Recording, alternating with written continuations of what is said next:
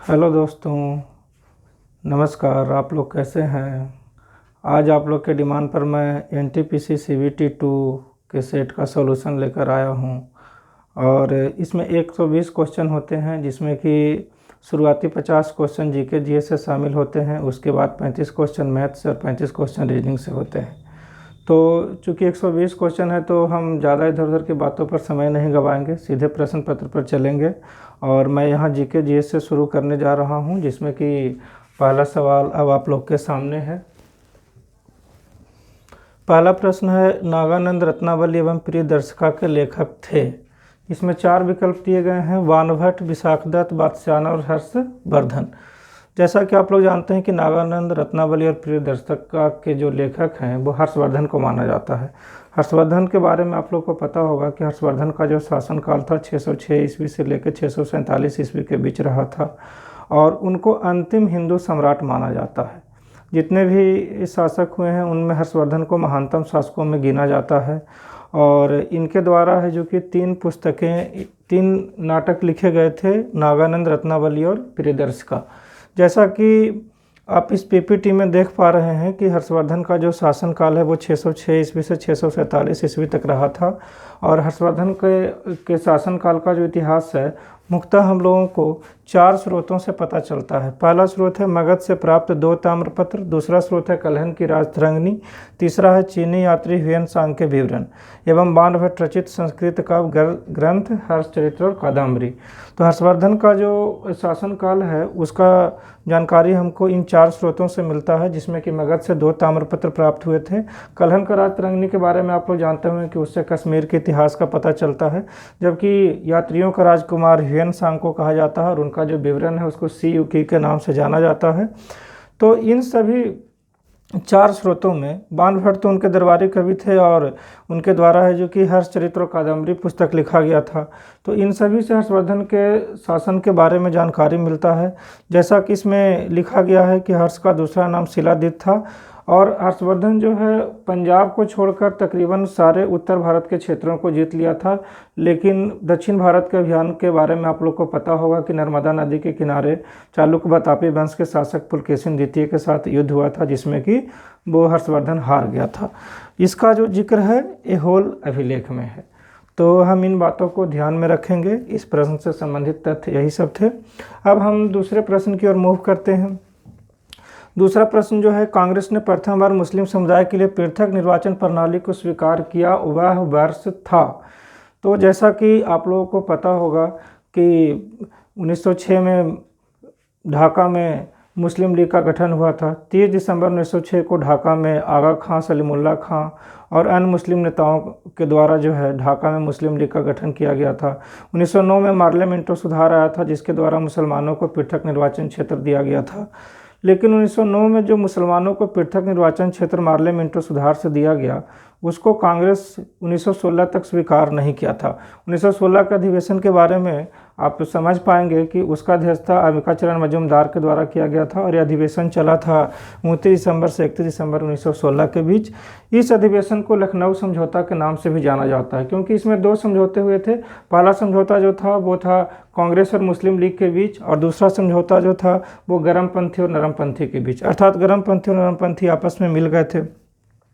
1916 का जो लखनऊ अधिवेशन है, इसके महत्व को आप इस बात से समझ सकते हैं कि 1916 का लखनऊ अधिवेशन भारत के आधुनिक इतिहास में एक महत्वपूर्ण अधिवेशन माना जाता है। इसके पीछे वजह यह है कि 1916 के लखनऊ अधिवेशन में कांग्रेस और मुस्लिम लीग के बीच समझौता हुआ था। पहली बार इस अधिवेशन में कांग्रेस जो है मुस्लिम लीग को एक राजनीतिक दल के रूप में स्वीकार किया। इससे पहले कभी भी कांग्रेस मुस्लिम लीग को राजनीतिक दल के रूप में मानता नहीं दिया था, या उसको नहीं मानता था कि वो भी कोई पार्टी है।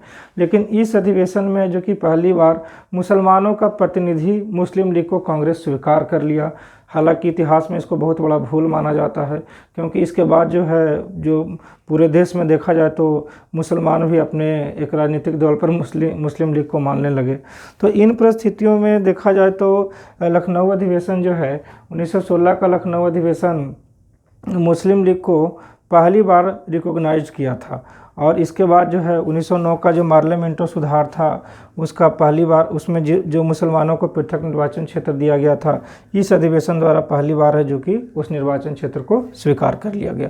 तो जैसा कि इस प्रश्न में आप पीपीटी में तथ्य देख पाएंगे कि इस अधिवेशन का अध्यक्षता अंबिका चरण मजूमदार के द्वारा किया गया था और ये जो अधिवेशन है 29 दिसंबर से 31 दिसंबर 1916 के बीच चला था और लखनऊ अधिवेशन को लखनऊ समझौता के नाम से भी जाना जाता है। इस समझौता के प्रमुख सूत्रधार मोहम्मद अली जिन्ना और बाल गंगाधर तिलक थे। मोहम्मद अली जिन्ना जो है पाकिस्तान के पिता कहलाते हैं, उनको पाकिस्तान का जो है पिता कहा जाता है। तो मोहम्मद अली जिन्ना 1913 में मुस्लिम लीग से जुड़े थे। 1916 के अधिवेशन में बाल गंगाधर तिलक के साथ मिलकर कांग्रेस के साथ समझौता कराने में उनका बहुत बड़ा भूमिका था और हालांकि बाद में जिन्ना के कृत्यों के वजह से देश का बंटवारा हुआ और धर्म के आधार पर 2 नए देश बन गए। तो इसी अधिवेशन में मोहम्मद अली जिन्ना का उदय एक नेता के रूप में हुआ और अंतिम पॉइंट है गर्मपंथी और नरमपंथी आपस में मिल गए। अब हम लोग तीसरे प्रश्न की ओर चलते हैं। तीसरा प्रश्न है कोणार्क शब्द। कोणार्क शब्द का यदि संधि विच्छेद किया जाए तो कोण प्लस अर्क होगा। कोण का मतलब यहाँ पर होता है कोने या किनारा होता है, जबकि अर्क का मतलब होता है सूर्य। तो कोणार्क का सूर्य मंदिर जैसा कि आप लोग को ज्ञात होगा, अनेक बार आप प्रश्न पत्रों में देखे होंगे, इससे प्रश्न पूछे गए हैं। भारत के महत्वपूर्ण मंदिरों में इसको एक गिना जाता है। तो इसका निर्माण जो है 1236 से 1264 ईस्वी के बीच पूर्वी गंग वंश के शासक नरसिंह देव के द्वारा करवाया गया था और यह मंदिर जो है 1984 में यूनेस्को के द्वारा विश्व विरासत स्थल भी घोषित किया गया। और इसमें जो मंदिर है वो कलिंग शैली में निर्मित है और इस मंदिर में सूर्य देव को रथ पर बैठा के विराजमान करके वहाँ पर स्थापित किया गया है। तो जैसा कि इस प्रश्न का आंसर है, आंसर आपके सामने है रेड कलर में, जिसमें कि दिया गया है कि पूर्व में स्थित कोणार्क मंदिर के विशाल सूर्य देव के मंदिर निर्माता थे। 4 विकल्प है, नरसिंह प्रथम, कपिलेंद्र, पुरुषोत्तम, छोड़ागंडा। तो इसमें इसका आंसर जो होगा नरसिंह प्रथम होगा, जैसा कि आप पीपीटी में भी देख पा रहे हैं। इसके बाद हम लोग नेक्स्ट क्वेश्चन की ओर चलते हैं। टांगिया कृषि जहाँ की जाती है वो है, टांगिया कृषि क्या है? जैसे कि भारत में आप झूम कृषि का नाम सुने होंगे। झूम कृषि जो है जलाओ और खेती करो होता है।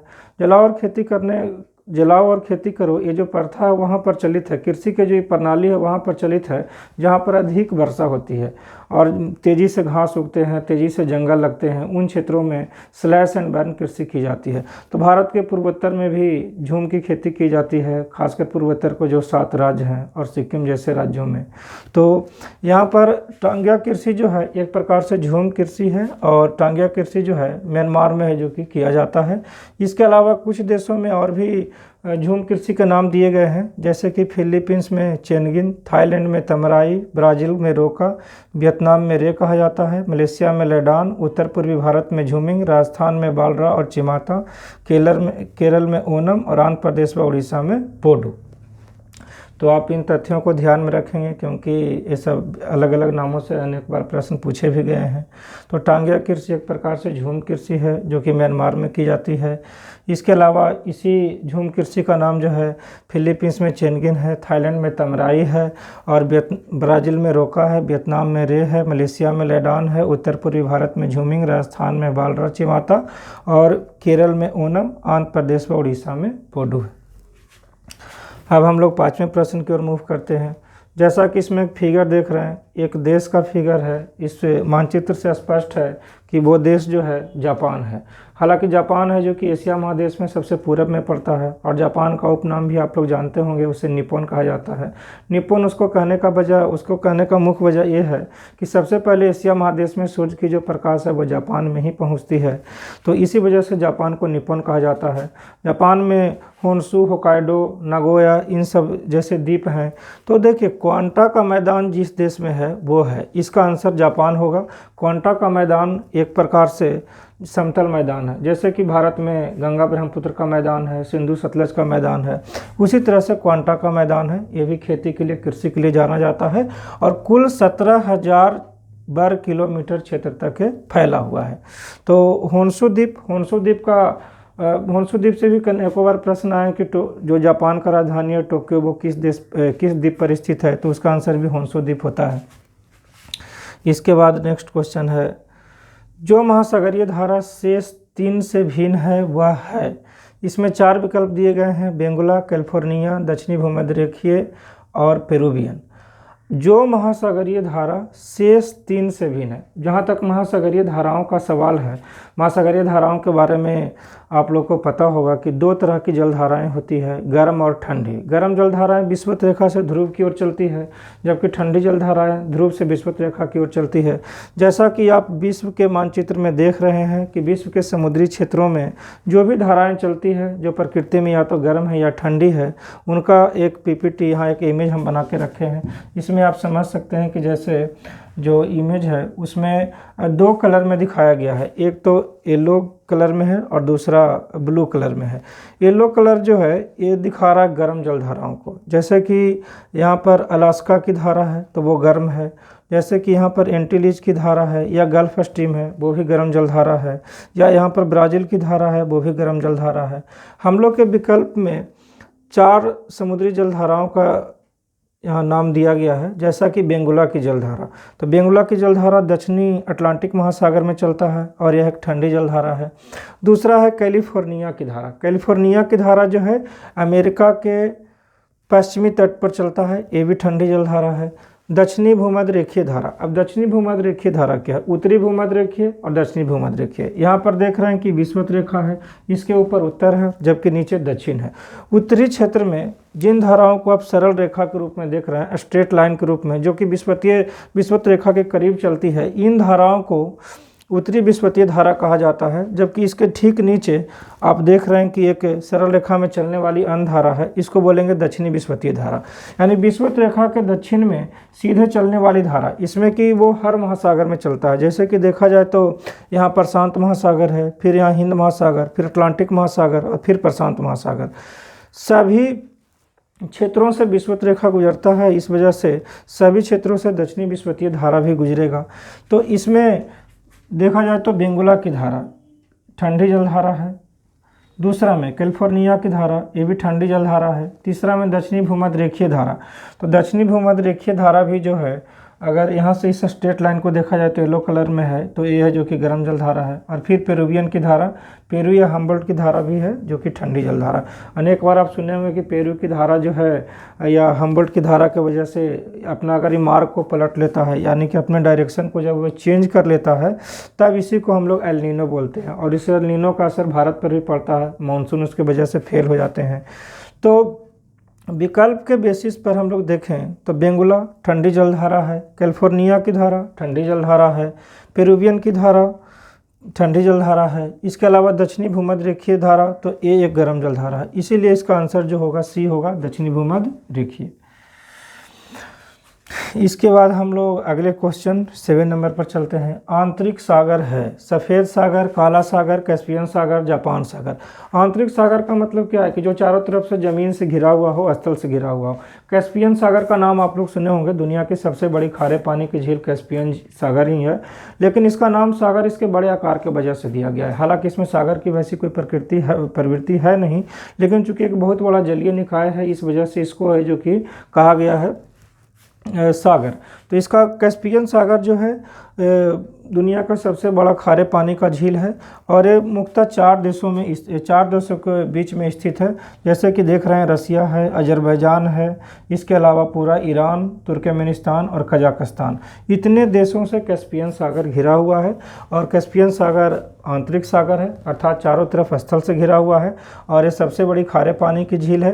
कैस्पियन सागर इसमें जैसा कि लिखा गया है कि रूस और ईरान के बीच स्थित है, नहीं, रूस भी है और ईरान भी है, लेकिन बीच में अजरबैजान और तुर्कमेनिस्तान, कजाकिस्तान भी है। तो इन सभी देशों से कैस्पियन सागर घिरा हुआ है। इसका क्षेत्रफल 3,93,898 वर्ग किलोमीटर है। तो इस प्रश्न का आंसर होगा कैस्पियन सागर। अब हम लोग अगले प्रश्न की ओर मूव करेंगे। अगला प्रश्न है, लघु एवं कुटीर उद्योग इसलिए महत्वपूर्ण है क्योंकि। लघु एवं कुटीर उद्योग के बारे में हम लोग समझेंगे। लघु एवं कुटीर उद्योग क्या होगा? उद्योग जो है बृहत स्तर के भी होते हैं, बड़े स्तर के उद्योग होते हैं, मध्यम स्तर के होते हैं और लघु उद्योग होते हैं। तो लघु और कुटीर उद्योग ये छोटे स्तर पर, जो सबसे निचले स्तर पर रहने वाले लोग हैं, जैसे कि किसान हैं, छोटे व्यवसायी कारोबारी हैं, तो इन सभी के द्वारा जो है औद्योगिक क्षेत्र में भाग लिया जाता है, उसी को लघु एवं कुटीर उद्योग कहा जाता है। तो जैसा कि आप प्रश्न में देख पा रहे हैं कि लघु एवं कुटीर उद्योग इसलिए महत्वपूर्ण है क्योंकि इनमें बहुतों को रोज़गार मिलता है। चूँकि देश में देखा जाए तो भारत जैसे देश में ज़्यादातर लोग जो हैं वो कम आय के लोग हैं, उनका आय उतना है नहीं, और देखा जाए तो औद्योगिक क्षेत्र में उनका उतना निवेश नहीं है, उनका पूंजी लगा हुआ नहीं होता है। तो ज़्यादातर जो भारत में क्षेत्र है वो लघु एवं कुटीर उद्योग से ही संबंधित है। अब देखिए इसमें है कि लघु एवं कुटीर उद्योग में अधिक संख्या में लोगों को रोजगार मिलेगा। स्वाभाविक है कि इसके लिए उतना पूंजी और निवेश की आवश्यकता नहीं होती है। और स्वतंत्रता के बाद 1948 में जो कि प्रथम औद्योगिक नीति लाया गया था, जिसमें भी लघु उद्योग पर विशेष जोर दिया गया। बाद में योजना आयोग को विकास का इंजन देश में बनाया गया। तो इस परिस्थिति में भी जो है योजना आयोग के द्वारा लघु उद्योग को बढ़ावा दिया जाने लगा। लघु उद्योग का वर्गीकरण जो है निवेश के आधार या पूंजी के आधार पर देखें तो उसमें तीन आधार पर किया गया है। सूक्ष्म उद्योग 0 से 25 लाख रुपया अगर जिस उद्योग में लगाया गया उसको सूक्ष्म उद्योग कहेंगे। 25 लाख से 5 करोड़ जिस उद्योग में लगाया गया उसको लघु उद्योग कहेंगे। और मध्यम उद्योग 5 करोड़ से 10 करोड़ के बीच जिसमें निवेश किया गया है उसको मध्यम उद्योग कहा जाएगा। इसके बाद नेक्स्ट क्वेश्चन जो है 9 नंबर का, लघु अवधि ऋण की अवधि है। लघु अवधि और दीर्घ अवधि। ऋण का मतलब क्या, कर्ज होता है, तो आप कितने समय के लिए कर्ज लेते हैं इस पर निर्भर करता है कि उसका अवधि क्या है। लघु अवधि का जो कर्ज होता है या ऋण होता है वो 1 से 2 माह की अवधि के लिए होता है, जबकि दीर्घ अवधि का जो ऋण या कर्ज होता है वो 10 से 20 वर्ष के लिए होता है। हम लोग लघु अवधि का जो ऋण लेते हैं, अगर किसानों के क्षेत्र में, कृषि क्षेत्र में देखा जाए तो बीज एवं उर्वरक के लिए खरीदने के लिए, परचेज करने के लिए जो लिया जाता है। और अगर दीर्घ अवधि का देखा जाए तो इसमें आप पूंजीगत वस्तुओं को खरीदते हैं या कहीं बड़े पैमाने पर पूंजी निवेश करते हैं, तो उसका अवधि 10 से 20 वर्ष के लिए होता है। अब हम लोग अगले क्वेश्चन को मूव करेंगे। समय मापक विज्ञान है। अब इसमें भी देखिए बहुत सारे प्रकार के विज्ञान होते हैं जो आप उसके विभिन्न शाखाएं होती है जिसके आधार पर आप पढ़ते हैं कि किसमें किसका अध्ययन होता है। जैसे कि पहला विकल्प है होरोलॉजी। होरोलॉजी में समय का अध्ययन किया जाता है, इस समय से संबंधित विज्ञान है। और होरा शब्द जो है भारतीय पंचांग में और प्राचीन काल में जो कि भारतीय पंचांग में इसका इस्तेमाल होता था। होरोलॉजी के अंतर्गत समय मापन का अध्ययन किया जाता है। इसके अलावा विकल्प है कॉस्मोलॉजी। कॉस्मोलॉजी में ब्रह्मांड का अध्ययन करने की करते हैं। और हाइड्रोलॉजी में वैसा शाखा है जिसमें कि जल से संबंधित या जल संवर्धन से संबंधित चीज़ों का अध्ययन किया जाता है, जैसे कि विलीनता, वाष्पता, हिमपात, नदी, नहर, बांध, ये सब चीज़ों का अध्ययन करेंगे। टोनिग्रामी जैसे शब्द कुछ नए शब्द हो जाते हैं। ऐसे शब्द के लिए ऐसा कोई जानकारी हमको नहीं है, ऐसा कुछ उपयोग होता भी नहीं है देखा जाए तो। जल में कार्बन डाइऑक्साइड प्रवाहित करने पर सोडा वाटर। जल में कार्बन डाइऑक्साइड यदि हम प्रवाहित करेंगे तो क्या होगा। यहाँ पर जल है, इसमें कार्बन डाइऑक्साइड प्रवाहित कर रहे हैं तो आप H2O प्लस CO2 बराबर H2CO3। H2CO3 का रासायनिक नाम आप लोग जानते हैं कि उसको कार्बोनिक एसिड कहा जाता है। कार्बोनिक एसिड जो है तुरंत विघटित भी हो जाता है, अस्थायी अम्ल है। लेकिन अगर जल और कार्बन डाइऑक्साइड दोनों के मिश्रण को देखा जाए, अगर दोनों के बीच किसी प्रकार का कोई संयोग होगा तो वैसे केस में ये कार्बोनिक अम्ल बनाएगा, और कार्बोनिक अम्ल होगा तो उसमें अम्लीय प्रकृति ही होगा, अर्थात इसका आंसर सी होगा। यदि जल में कार्बन डाइऑक्साइड प्रवाहित करते हैं तो उससे सोडा वाटर जो बनता है उसका प्रकृति नेचर अम्लीय होता है, और बातिल जल या सोडा वाटर मध रहित पेय होता है। इसका मतलब ये है कि इसमें जो है नशा नहीं होता है, इसमें इस प्रकार का किसी भी तरह का जो है एल्कलाइड्स नहीं होते हैं जिसकी वजह से किसी प्रकार के नशे जैसी परिस्थिति बने। इसके बाद हम लोग 12 नंबर के क्वेश्चन को देखेंगे। इंद्रधनुष के रंगों का सही क्रम है। जैसा कि आप लोग जानते हैं कि इंद्रधनुष, वर्षा के बाद इंद्रधनुष का निर्माण होता है। पानी का कण हवा में होता है, उससे प्रकाश की किरणें गुजरती है तो प्रिज्म की भांति कार्य करती है, और प्रिज्म से प्रकाश का किरण गुजरता है तो वो 7 रंगों में विभक्त हो जाता है, जिसको प्रकाश का वर्ण विक्षेपण कहते हैं। तो ऐसे केस में वर्ण विक्षेपण भी 2 तरीके से होता है, और इसके आधार पर 2 तरीके के इंद्रधनुष भी बनते हैं।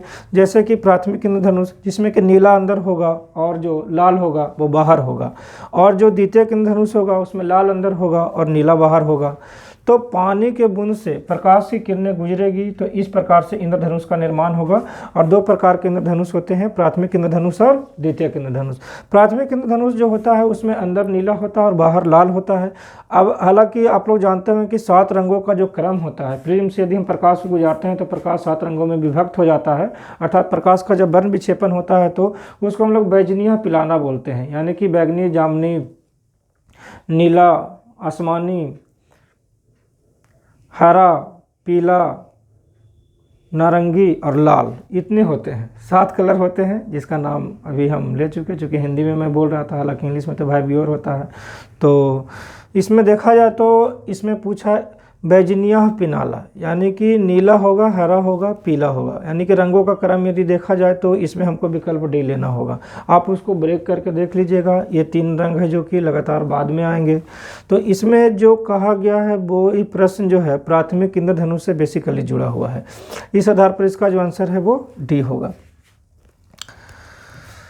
13 नंबर का प्रश्न, love and logging in Bombay के लेखक कौन हैं? जैसा कि आपको पता होगा कि आज के परीक्षाओं में समसामयिकी से अनेक प्रश्न पूछे जाते हैं जिसमें कि लेखक से भी संबंधित प्रश्न पूछे जाते हैं, और इसमें एक किताब का जिक्र है love and logging in Bombay के लेखक विक्रम चंदा हैं।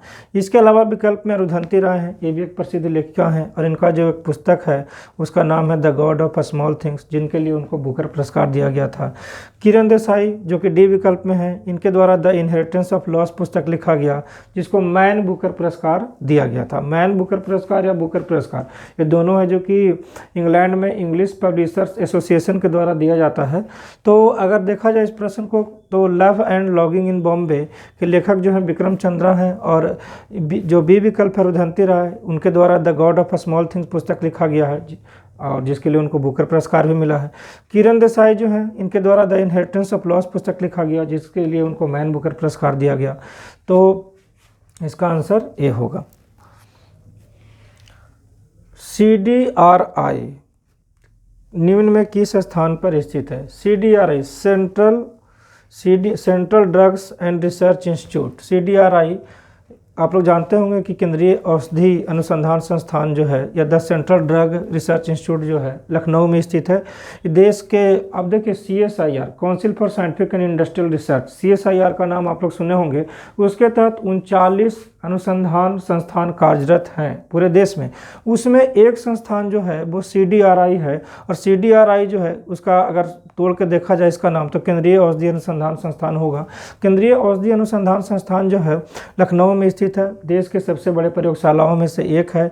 इसका जो है स्थापना या उद्घाटन आप समझें 17 इनॉग्रेशन जो है 17 फरवरी 1951 को जवाहरलाल नेहरू के द्वारा, जो समय के तत्कालीन भारत के प्रधानमंत्री थे, उनके द्वारा किया गया था। अब हम लोग 15 नंबर के प्रश्न पर चलेंगे। केंद्र सरकार द्वारा संचालित उस योजना का नाम बताइए जिसके अंतर्गत मरुस्थल के किसानों को पंपसेट कम से कम किराए या पट्टे पर दिए जाते हैं।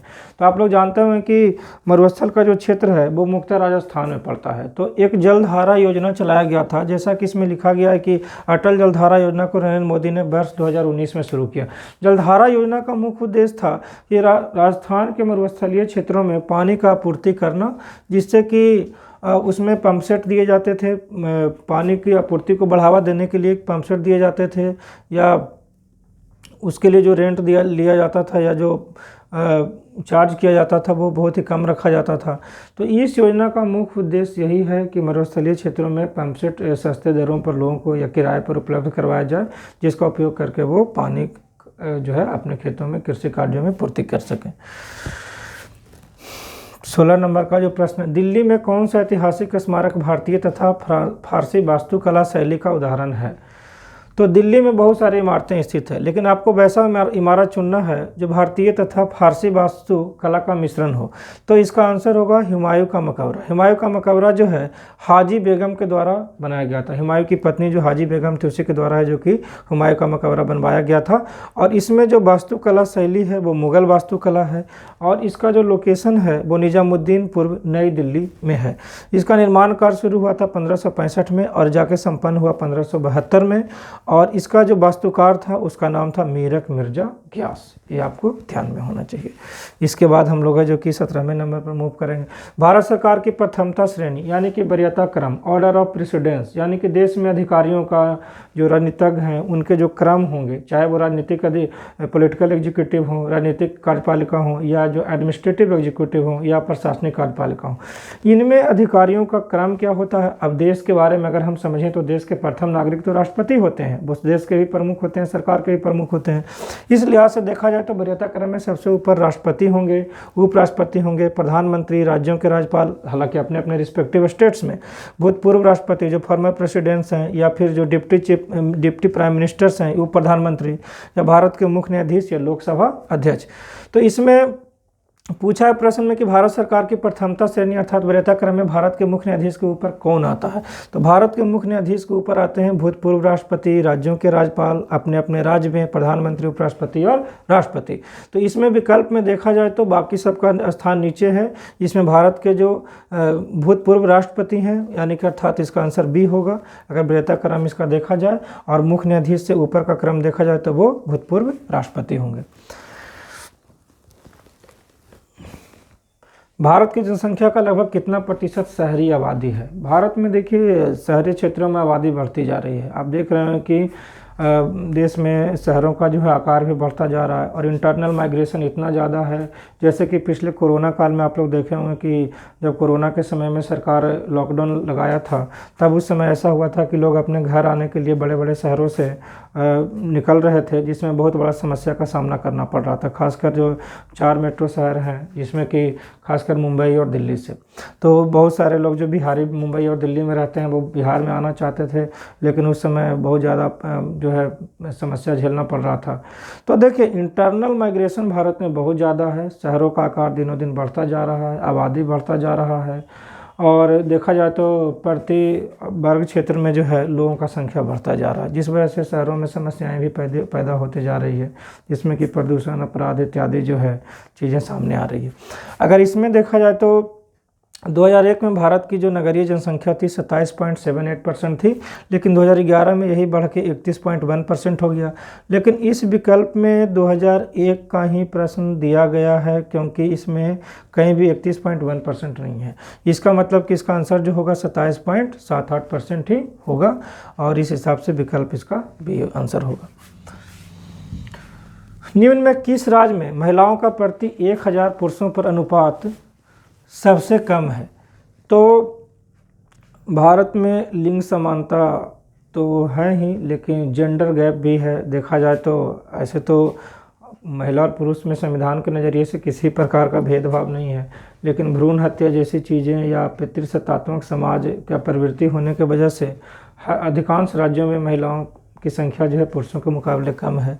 तो भारत की जनसंख्या 2011 के अनुसार लिंगानुपात जो है 943 है। इसका मतलब है कि संपूर्ण भारत में यदि 1000 पुरुषों पर देखा जाए तो 943 महिलाएं हैं, और 2011 के जनगणना के अनुसार देखा जाए तो सबसे कम जो संख्या है महिलाओं का प्रति 1000 पुरुषों पर वो है हरियाणा में 879 है, जबकि पंजाब में दूसरे विकल्प में दिया 895, और राजस्थान में 928 है, जबकि जम्मू कश्मीर में 889 है। तो भारत में जो है इस प्रकार का जेंडर गैप अभी तक बरकरार है। 20 नंबर का जो प्रश्न है, निम्नलिखित में कौन सा मूल अधिकार भारतीय संविधान में नागरिकों को नहीं दिया गया है। जैसा कि पहला प्रश्न जब हम ग्रुप डी का सेट सोल्व कर रहे थे तो उसमें ही पहला प्रश्न मूल अधिकार से संबंधित था। मूल अधिकार हम लोग के संविधान का एक बहुत ही यूनिक फीचर है।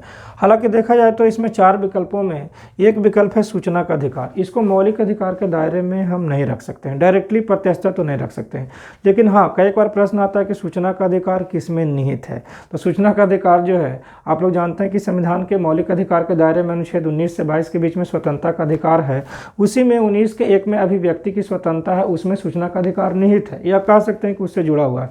लेकिन प्रत्यक्षता संविधान में इसका जिक्र नहीं है। हालांकि सूचना का अधिकार का जो कानून है वर्ष 2005 में पास हुआ था, और इस कानून के द्वारा कोई भी व्यक्ति किसी भी संस्था से, सरकारी संस्था हो या निजी संस्था हो, उससे 30 दिनों के अंदर जो कि सूचना प्राप्त मांग सकता है। हालांकि कुछ संस्थाओं में प्रतिबंधित भी होते हैं, सभी संस्थाओं से आप सूचना नहीं मांग सकते हैं, क्योंकि कुछ जो संस्थाएं हैं वो भारत के रक्षा से, संप्रभुता से, एकता से जुड़े हुए हैं। तो उन संस्थाओं से आप इस प्रकार से प्रत्यक्षता सूचना का अधिकार के तहत आप सूचना नहीं मांग सकते हैं। आप ये नहीं पूछ सकते हैं कि भारत अग्नि मिसाइल बना रहा है तो अगला बार कितना रेंज तक मार करेगा, या भारत का पाकिस्तान पर है जो कि हमले का क्या योजना है। या आप अन्य इस प्रकार के प्रश्न जो है आप नहीं पूछ सकते हैं सूचना का अधिकार के तहत। हालांकि देखिए केंद्रीय सूचना आयोग के बारे में भी आप सुने होंगे। केंद्रीय सूचना आयोग जो है इसका स्थापना भी 2005 में ही किया गया था, क्योंकि सूचना का जो RTI एक्ट है 2005 में आया था, तो उसके बाद जो है पूरे देश में राष्ट्रीय स्तर पर एक केंद्रीय सूचना आयोग जो है ना सेंट्रल इन्फॉर्मेशन कमीशन बनाया गया था। तो केंद्रीय सूचना आयोग 12 अक्टूबर 2005 को बनाया गया था। और अभी जो उसके प्रमुख हैं संवर्धन कुमार हैं, ये भी आपको ध्यान में रखना चाहिए, अनेक बार परीक्षाओं में सब पूछ भी लिए जाते हैं संस्थाओं के जो प्रमुख होते हैं। तो इसमें बाकी जो विकल्प दिए गए हैं, लिंग समानता का अधिकार, लिंग समानता तो है ही, जैसे कि अब देखिए अनुच्छेद 15 में है जो कि दिया गया है कि किसी भी नागरिक के विरुद्ध है जो कि धर्म, मूल वंश, जाति, जन्म स्थान इत्यादि के आधार पर भेदभाव नहीं कर सकता है। जबकि इसमें देश के किसी भी भाग में बसने का अधिकार, देश के किसी भी भाग में बसने का जो अधिकार है, आप जानते हैं कि अनुच्छेद 19 में 6 प्रकार का स्वतंत्रता है। उसमें एक स्वतंत्रता ये भी है कि देश में किसी भी क्षेत्र में आप बस सकते हैं। पहले तो जम्मू कश्मीर में हम लोग ऐसा ज़मीन नहीं खरीद सकते थे या ऐसा कोई अस्थायी तौर पर नहीं बस सकते थे, आपको किराए पर ही रहना होता था। तो इस प्रकार के नियमों को जो कि ख़त्म कर दिया गया 5 अगस्त 2019 को। आप जानते हैं कि देश के गृह मंत्री अमित शाह के द्वारा जो है अनुच्छेद 370 का एब्रोगेशन का घोषणा किया गया था। तो इसके आधार पर देखा जाए तो निम्नलिखित में कौन सा मूल अधिकार भारतीय संविधान में नागरिकों को नहीं दिया गया है? तो देश के किसी भी भाग में बसने का अधिकार जो है मूल अधिकार है, और इसका जिक्र अनुच्छेद 19 में है, 19 के ई में है। लिंग समानता का अधिकार स्वाभाविक है कि इसका जो जिक्र है वो अनुच्छेद 15 में है, जिसमें कि किसी भी नागरिक के साथ जो है धर्म, मूल वंश, जाति, जन्म स्थान है ना इत्यादि के आधार पर भेदभाव नहीं किया जा सकता है। जहाँ तक शोषण के विरुद्ध अधिकार का सवाल है, अनुच्छेद 23 और 24, आप लोग ऐसा किताब में पढ़े होंगे कि अनुच्छेद 23 में मानव के दुर्व्यापार और बलात् श्रम का प्रतिषेध किया गया, जबरदस्ती किसी का से काम नहीं करवाया जा सकता है या मनुष्यों का खरीद बिक्री नहीं किया जा सकता है। जबकि अनुच्छेद 24 में जो कि जोखिम भरे कार्यों में जो कि बालकों के नियोजन पर प्रतिबंध है, अर्थात 14 वर्ष से कम उम्र के बच्चों को जोखिम युक्त कार्यों में नहीं लगाया जा सकता है। तो इसमें सिर्फ एक जो है प्रत्यक्षता मूल अधिकार में नहीं है, वो है सूचना का अधिकार। अब 21 नंबर का प्रश्न, निम्नलिखित में कौन सा उपराष्ट्रपति राष्ट्रपति नहीं नियुक्त हुआ था? इसका मतलब है कि पहले वो व्यक्ति उपराष्ट्रपति बने लेकिन फिर वो राष्ट्रपति भी बने। तो देखिए इसमें 3 जो हैं, जस्टिस मोहम्मद हिदायतुल्लाह, जस्टिस मोहम्मद हिदायतुल्लाह के बारे में आप लोग सुने होंगे कि वो कार्यवाहक राष्ट्रपति बने थे। 1969 में जाकिर हुसैन का राष्ट्रपति पद पर रहते हुए मृत्यु हो गया था, और उस समय बीबी गिरी तो कुछ समय तक राष्ट्रपति के रूप में कार्य किए, लेकिन बाद में उपराष्ट्रपति से इस्तीफा देकर राष्ट्रपति का चुनाव लड़ने लगे। तब उस परिस्थिति में जबकि राष्ट्रपति जाकिर हुसैन के मृत्यु के बाद उनका सीट खाली हो गया और बीबी गिरी का राष्ट्रपति के चुनाव लड़ने से उपराष्ट्रपति का पद खाली हो गया। तो इन दोनों परिस्थिति में उस समय के सुप्रीम कोर्ट के जो मुख्य न्यायाधीश थे जस्टिस मोहम्मद हिदायतुल्लाह, इनको है जो कि इनको राष्ट्रपति बनाया गया। आर वेंकट रमन भी उपराष्ट्रपति रहे हैं और साथ में वो राष्ट्रपति भी रहे हैं, जैसे कि ज्ञानी जैल सिंह के राष्ट्रपति रहने के बाद है जो कि राष्ट्रपति बने थे 1987 से 1992 के बीच। और डॉक्टर जाकिर हुसैन 1967 से 1969 के बीच है जो कि राष्ट्रपति रहे हैं। कृष्णकांत उपराष्ट्रपति तो रहे लेकिन वो राष्ट्रपति नहीं बने। अब इसमें कुछ तथ्य यहाँ पर लिखा हुआ है कि अनुच्छेद 63 में कहा गया कि भारत का एक उपराष्ट्रपति होगा। अनुच्छेद 64 के तहत प्रावधान किया गया है कि वो राज्यसभा का पदेन सभापति होगा। अनुच्छेद 65 में लिखा गया है कि वो अपने राष्ट्रपति जब अपने पद पर नहीं होता है तो उपराष्ट्रपति कार्यवाहक राष्ट्रपति के रूप में कार्य करता है। इसके वेतन के बारे में आप लोग को पता होगा कि 4 लाख रुपया प्रति महीना इनको वेतन दिया जाता है, लेकिन इनको वेतन इस वजह से दिया जाता है क्योंकि वो राज्यसभा का संचालन करते हैं, इस वजह से नहीं दिया जाता है कि वो उपराष्ट्रपति हैं। ये भी आप ध्यान में रखें। गांधी इरविन समझौते में निम्नलिखित में कौन सी शर्त नहीं रखी गई? गांधी इरविन समझौता भी एक बहुत महत्वपूर्ण समझौता है। आप लोग पूना समझौता, गांधी इरविन समझौता, इन सभी चीज़ों के बारे में इतिहास में बहुत ही महत्वपूर्ण तरीके से इसको रखा गया है। गांधी इरविन समझौता क्या है?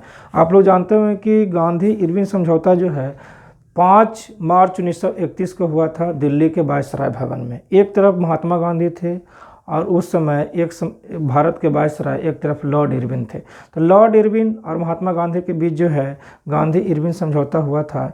इस समझौते का महत्व इस बात से आप समझ सकते हैं कि जिस समय ये समझौता हो रहा था उस समय देश में सविनय अवज्ञा आंदोलन चल रहा था, और उस समय देश के 3 प्रमुख क्रांतिकारी जो थे भगत सिंह, सुखदेव और राजगुरु, वो सब जेल में बंद थे। और इसके अलावा उस समय नमक सत्याग्रह जो था वो भी पूरे देश में चल रहा था। हालांकि नमक सत्याग्रह के द्वारा जो है है महात्मा गांधी के द्वारा सविनय अवज्ञा आंदोलन का शुरुआत किया गया था। तो इन सब परिस्थितियों में गांधी इरविन समझौता हुआ था और इसमें गांधी इरविन समझौता में जो मुख्य शर्तें थी या जो मुख्य समझौते थे वो आप उसको इस प्रकार से समझिए कि जैसे कि नमक टैक्स हटाना, जैसे कि भारतीयों को नमक बनाने का अधिकार मिलना चाहिए, कानूनी तौर पर उसका उत्पादन, व्यापार और बिक्री करने का परमिशन मिलना, अनुमति देना, खाद्य उत्पादन पर टैक्स हटाना। स्वाभाविक है कि खाद्य पारंपरिक तौर पर, अगर पारंपरिक तौर पर देखा जाए तो भारत में लंबे बहुत प्राचीन समय से निर्मित किए जा रहे हैं। फिर भारतीय राष्ट्रीय कांग्रेस द्वारा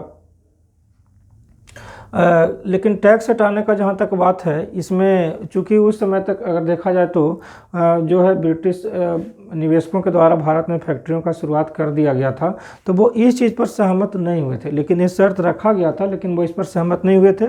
इसके अलावा भारतीय राष्ट्रीय कांग्रेस द्वारा गोलमेज सम्मेलन में भाग लेना। हाँ, जानते हैं कि जो दूसरा गोलमेज सम्मेलन हुआ था उसमें महात्मा गांधी भाग लिए थे। राजपुताना का जहाज़ था उससे जो कि इंग्लैंड गए थे। हालांकि वो सम्मेलन में जो ब्रिटिश शर्त था या ब्रिटिश पक्ष था उससे वो सहमत नहीं थे, अर्थात वो असफल ही हो गया था उनका लंदन जाना। और इसके अलावा भारतीय राष्ट्रीय कांग्रेस को सविनय अवज्ञा आंदोलन रोकना होगा। हाँ, इसमें भी एक शर्त था कि उनको सविनय अवज्ञा आंदोलन रोकना है। सेब में निम्नलिखित में कौन सा एसिड पाया जाता है? एसिड का अर्थ जानते हैं कि अम्ल होता है। अम्ल और क्षार और उदासीन, ये तीन चीज़ हम लोग रसायन शास्त्र में पढ़ते हैं। एसिड जो होता है वो स्वाद में खट्टा होता है, क्षार जो होता है वो स्वाद में कड़वा होता है। एसिड जो है मैलिक एसिड सेब में पाया जाता है। सल्फ्यूरिक एसिड, ये जानते हैं कि इसको बैटरी एसिड भी कहा जाता है या इसको अम्लों का राजा भी कहते हैं। हालांकि अम्लराज नहीं कहते हैं, अम्लों का राजा और अम्लराज दोनों बिल्कुल अलग चीज़ है। अम्लों का राजा सल्फ्यूरिक एसिड को कहा जाता है।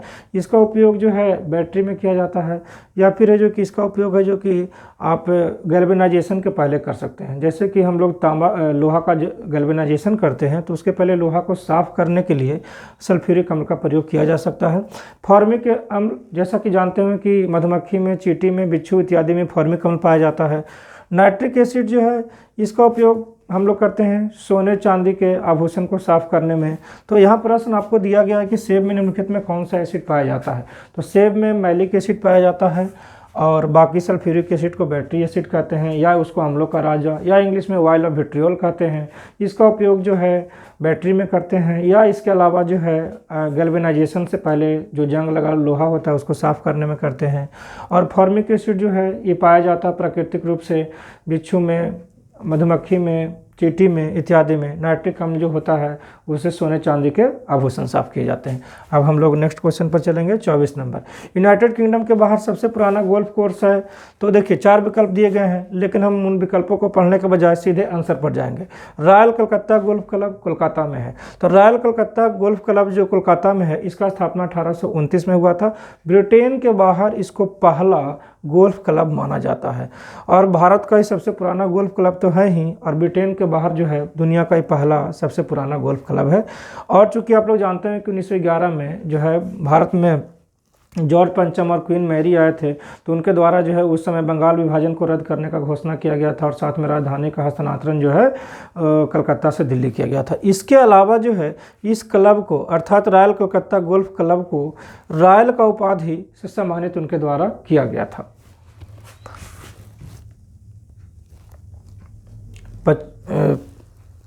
25 नंबर का प्रश्न जो है, बेरिएट्रिक सर्जरी किसी व्यक्ति के में परिवर्तन लाती है। बेरिएट्रिक सर्जरी तब किया जाता है यदि व्यक्ति मोटापा से ग्रसित हो, डाइजेस्टिव सिस्टम में प्रॉब्लम हो, शरीर में फ्लूइड का मात्रा बढ़ गया हो या टॉक्सिक बाहर नहीं निकल पा रहा हो, तो ऐसे परिस्थिति में उनको बेरिएट्रिक सर्जरी किया जाता है। तो मोटापा बढ़ने के बाद जो है इस सर्जरी का लोग सहारा लेते हैं। तो इसमें जो डाइजेस्टिव सिस्टम है उसी में परिवर्तन लाया जाता है, उसमें जो गड़बड़ी होता है उसको है जो कि इसमें सुधार करवाया जाता है।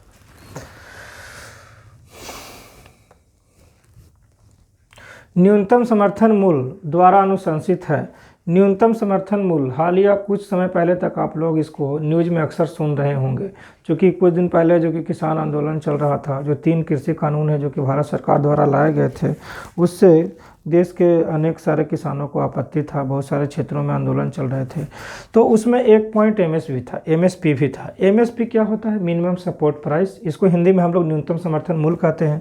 तो मिनिमम सपोर्ट प्राइस जो है 1966-67 में लाया गया था। मिनिमम सपोर्ट प्राइस जो न्यूनतम समर्थन मूल्य है वो क्यों लाया गया था? आप लोग जानते हैं कि 1966-67 में देश में हरित क्रांति का शुरुआत हुआ था और हरित क्रांति में पहले से पैदावार अर्थात उपज काफ़ी तेज़ी से बढ़ गया था।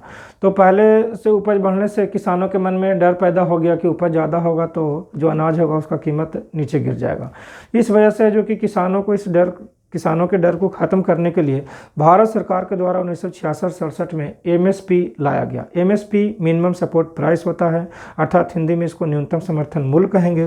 तो एमएसपी जो होता है वह दर है जिस पर कि सरकार जो है किसानों से अनाज खरीदती है, अर्थात फसल को खरीदता है।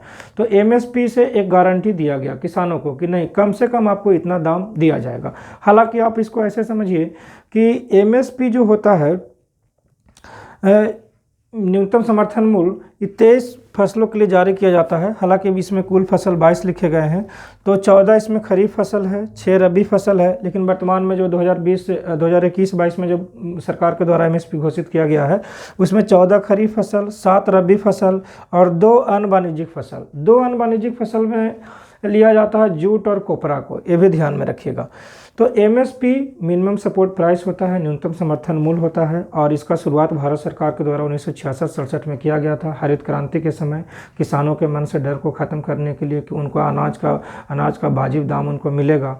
लेकिन उस समय सरकार की तरफ से जो खरीदने वाला एजेंसी है वो बनाया गया था एफसीआई को, फूड कॉरपोरेशन ऑफ इंडिया को। और ये भी है कि सरकार जिस दर पर खरीदेगा उसको एमएसपी तो हम कहेंगे ही, लेकिन एमएसपी के बारे में सरकार को सलाह कौन देगा, सिफारिश कौन करेगा कि सरकार किस फसल को किस दर पर खरीदे? उसके लिए एक एजेंसी बनाया गया जिसका नाम है कृषि मूल्य एवं लागत आयोग, यानी CACP, commission for agriculture cost pricing. तो CACP जो है यही सरकार को सिफारिश करता है कि वर्तमान जो वर्ष है उसमें किन फसलों का दाम कितना तय किया जाए और सरकार उसी दर पर एफसीआई के माध्यम से किसानों से अनाज खरीदता है। हालांकि देखिए एमएसपी का घोषणा जो है वर्ष में 2 बार किया जाता है, रबी और खरीफ मौसम में। और हालांकि CACP के द्वारा ही गन्ने के लिए एक मूल्य तय किया गया है, उसका नाम है उचित और लाभकारी मूल्य, उसको FRP बोलते हैं। 27 नंबर का प्रश्न, किसकी कमी से रिकेटस रोग होता है? रिकेटस के बारे में आप लोग सुने होंगे। रिकेटस जो है एक प्रकार से इसका सूखा रोग भी कई बार हिंदी में लिखा होता है। रिकेटस विटामिन डी की कमी से, कैल्शियम की कमी से होता है। व्यक्ति का हड्डी कमज़ोर हो जाता है, पतला हो जाता है, अन्य प्रकार का विकृति आ जाता है। तो रिकेटस या सूखा रोग जो है बच्चों में होने वाली हड्डियों की बीमारी है जो विटामिन डी, कैल्शियम और फास्फोरस की कमी से होती है। इसमें हड्डियों में दर्द होता है, हड्डी कमज़ोर पड़ जाते हैं या उसमें अन्य विकृतियाँ पैदा हो जाती है। तो इसका आंसर जो होगा ये होगा विटामिन डी।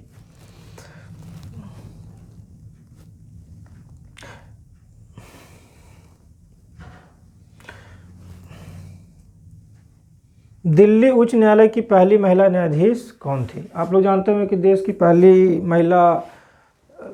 के सर्वोच्च न्यायालय की पहली मुख्य महिला न्यायाधीश थी फातिमा बीबी। यहाँ पर प्रश्न वो नहीं है, यहाँ प्रश्न है दिल्ली उच्च न्यायालय की पहली महिला न्यायाधीश कौन थी? तो दिल्ली उच्च न्यायालय की पहली महिला न्यायाधीश जो बनी है वो, हालांकि देखा जाए तो वो एक प्रकार से लीला सेठ जो हैं दिल्ली उच्च न्यायालय की पहली महिला न्यायाधीश तो हैं ही और देश के किसी भी उच्च न्यायालय में बनने वाली पहली महिला न्यायाधीश हैं।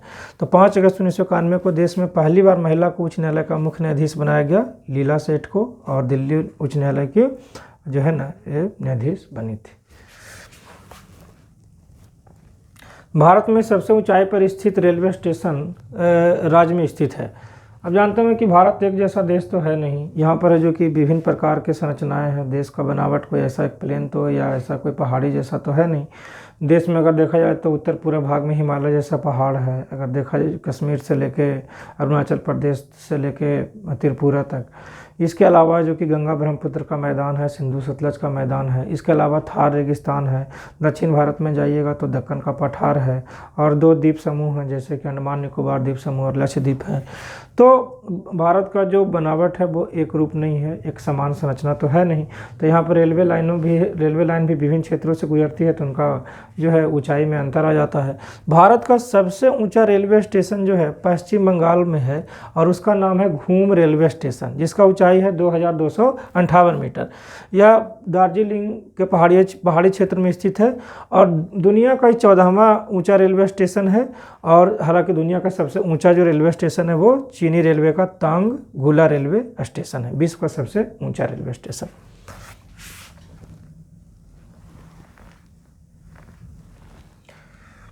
भारत के संविधान का अनुच्छेद चुनाव आयोग को संसद और राज्य विधानसभाओं के चुनाव का पर्यवेक्षण करने की शक्ति देता है। इसमें 4 अनुच्छेद का जिक्र किया गया विकल्पों में, लेकिन जानते हैं कि भारत के चुनाव आयोग का जो है जिक्र अनुच्छेद 324 से 329 के बीच में है।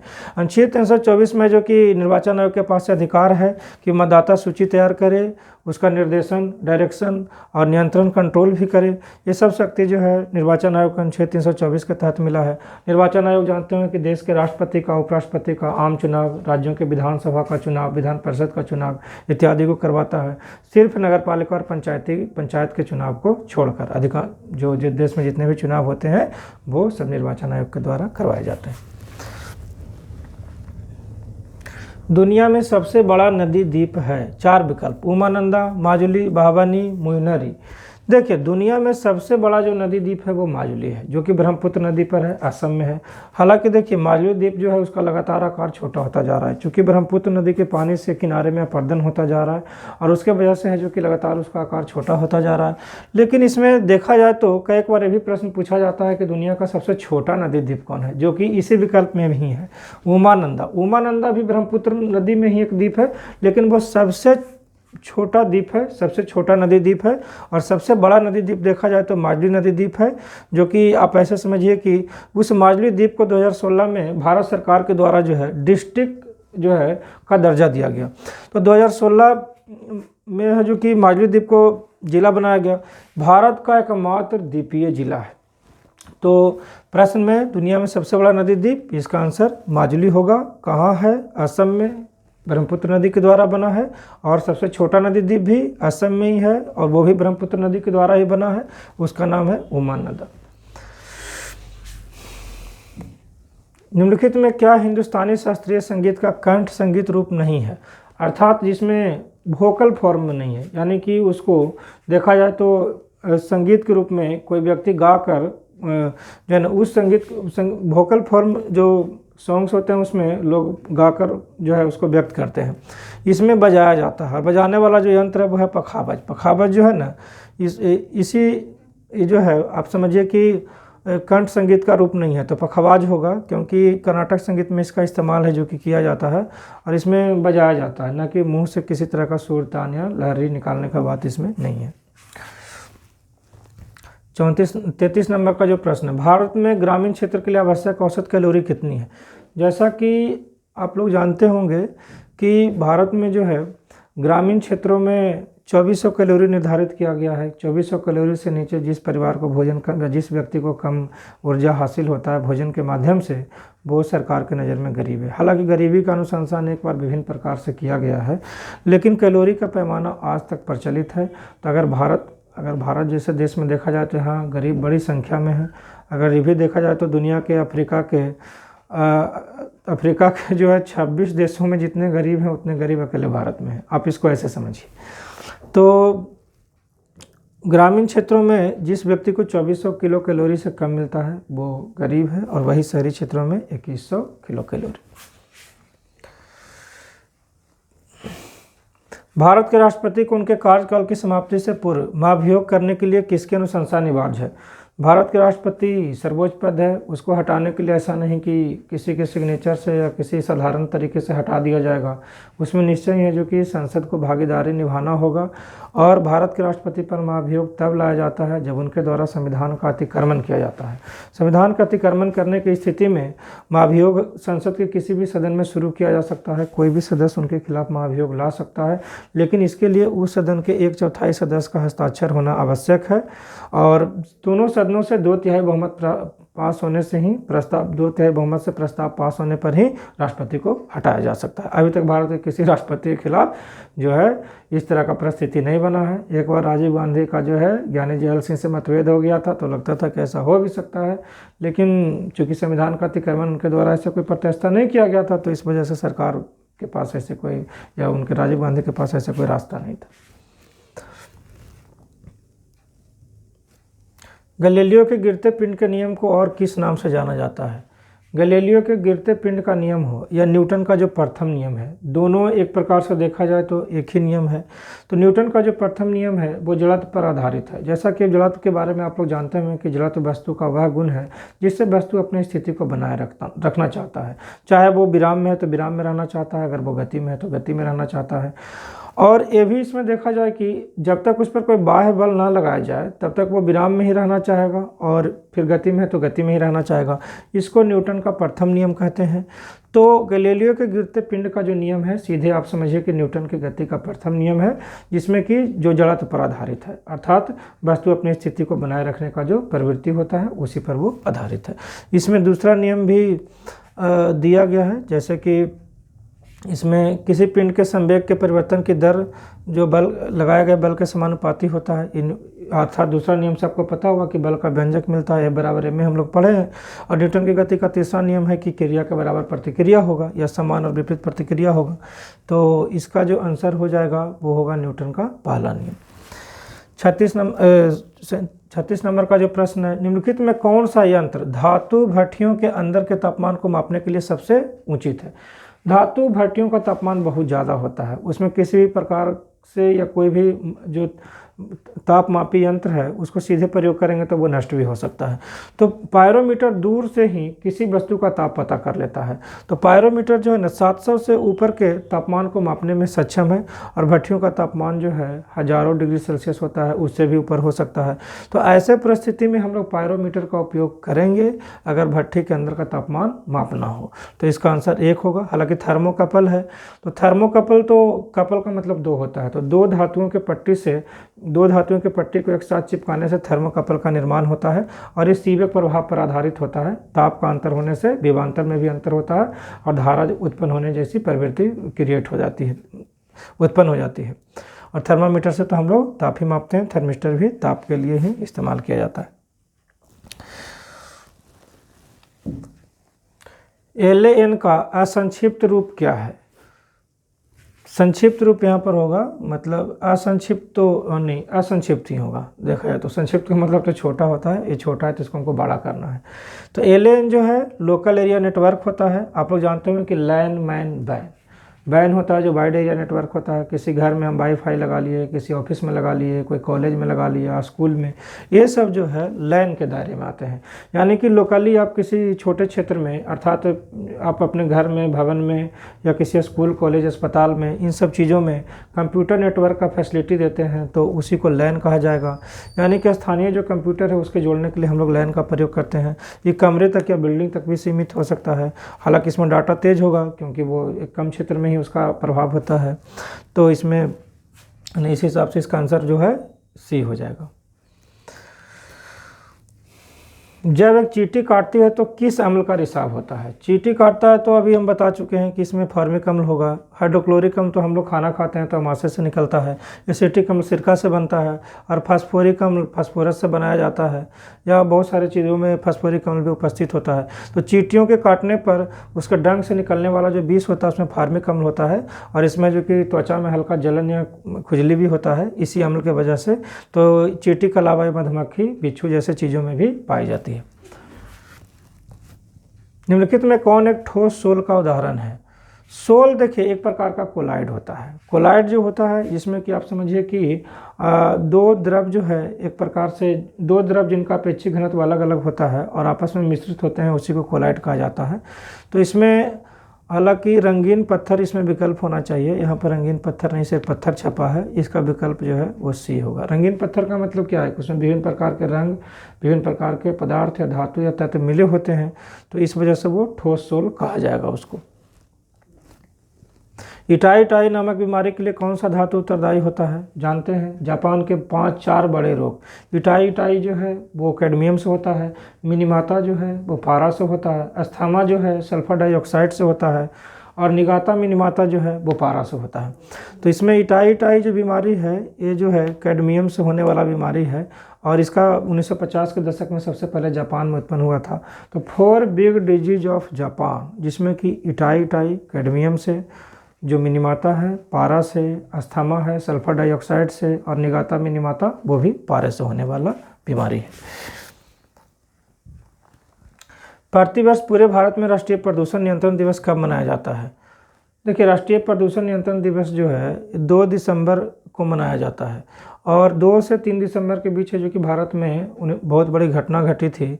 तो 2 से 3 दिसंबर के भोपाल गैस त्रासदी 1984 में हुआ था, 2 से 3 दिसंबर को। और इसमें जो है यूनियन कार्बाइड कंपनी था, जिससे कि आप लोग जानते हैं कि मिथाइल आइसोसाइनेट जैसा गैस है जो कि फैल गया था भोपाल में, और इस वजह से जो है लगभग 5 लाख लोग से भी ज़्यादा का मौत हो गया था। तो राष्ट्रीय प्रदूषण नियंत्रण दिवस जो है 2 दिसंबर को मनाया जाता है।